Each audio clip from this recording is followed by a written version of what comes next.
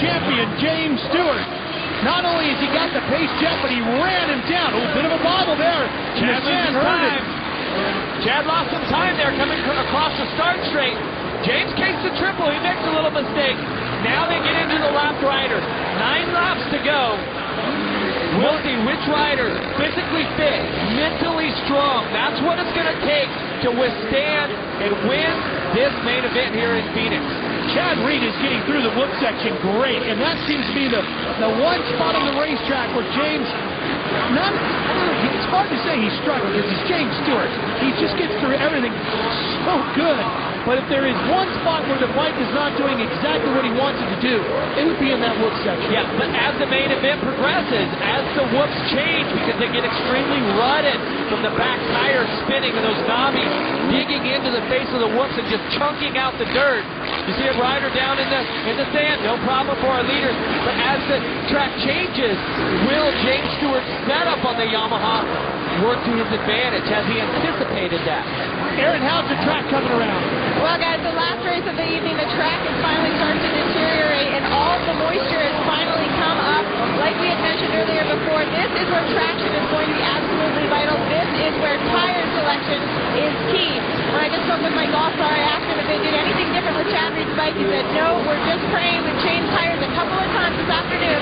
Hopefully the one that they decided upon is going to work out in the end. Well, Stewart and Reed are both on Bridgestone, so tire brand won't be an issue. Tire choice will. Well, and really what we're talking about is in the sections where it's good, there's traction. It's where there's no traction. That's what you have to focus on. Coming across the start straight. The sand, you got to take that out of play. There's nothing you're going to get that's going to dig through that. But the hard sections, when you come around the finish line area, around the first turn, around the start, is very slippery. And there's this real loose, granular type of film on top, so it's not very abrasive where you can really hook up. Villapoto trying to crawl back through the field. There you see him on the number 2, gets around Millsaps. Again. Yeah. Here comes Tim Ferry. Here comes Ferry closing in as well. That'll put Villapoto up around 8. Millsaps is 9, Ferry 10th, now he's 9th. Millsaps really off the pace right now. You know, we haven't seen him tonight on camera, but he's having a great race. That would be Ivan Tedesco. It's Stewart, Reed, Grant, Tedesco in 4th, Short in 5th. Wyndham runs in 6th, and Josh Hill is in 7th, just in front of Villapoto. Top of your screen there, that tells the story. Number 7, James Stewart, is number 1 so far here tonight. Going for 3 in a row here at Phoenix. This is just what Stewart's going to need to get his confidence back up. We could see last week after that crash that he and Chad Reed had, as James Stewart was walking off the track, he was furious with himself. You know, a champion like that rebounds, that he uses that to fuel himself to be victorious the next time around. And so speaking of the championship, you know, James was credited with 19th last week. Back in 2002, Ricky Carmichael finished 20th in the first round, ended up winning the title. James is far from out of it. Well, you have to win races to get back into it. That's exactly what James Stewart is doing. Right now, we're taking a look at number 2, Ryan Villapoto, and Josh Hill, both riders from the Great Northwest. Fight for 7th. Josh Hill on the 75. Ryan Villapoto on the 2. Villapoto turns inside, takes the spot away. Move him to 7th. Well, and in Josh Hill's defense, we spoke with him earlier today, and just before Anaheim, Josh had a pretty bad practice crash. He didn't tell anybody about it. He says, you know, at Anaheim, I was really groggy. He says, I'm not even sure that I should have been back on the bike. Things just weren't clear. Things are better this weekend. Solid ride. He's inside of the top 10. Now running 8 since Villapoto has got by. So he has to be happy with that. You have to make steps forward and keep getting better. And sometimes you have to stack pennies to get that dollar. Josh was 16th. And Anaheim won. Stewart is about 1.1 seconds, according to timing and scoring, in front of Reed. It's close. There's Stewart. He's lapping Tim Ferry. That's 9th. Ferry, but look, Reed is closing back up. Now let's see if Ferry can get out of the way here. He knows the deal.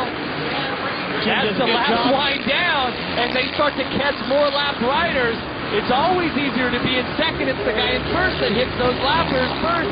We talk about it every week. The gap is down less than a second between the two. 3 laps remaining. How much of a charge can Chad Reed build on James Stewart?